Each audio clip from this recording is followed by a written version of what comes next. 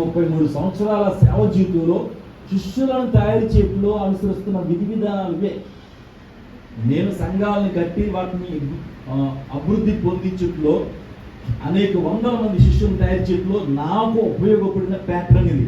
కనుక ఈ ప్యాటర్న్ మీరు వినండి, ఫాలో అవ్వండి. నిజంగా చాలా మేలు పొందుతారు. పని చేయి స్థలాన్ని ఎంచుకుంటాడు అనగా కొత్త స్థలం ఉండాలి.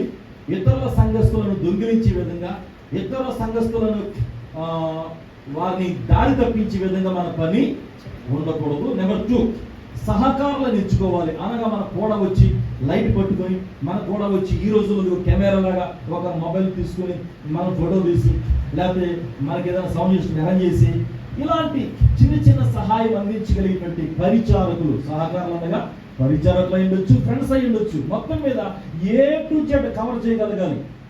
A to Z అంటే ట్రావెలింగ్ మొదలుకొని, ఫుడ్ విషయాలు మొదలుకొని,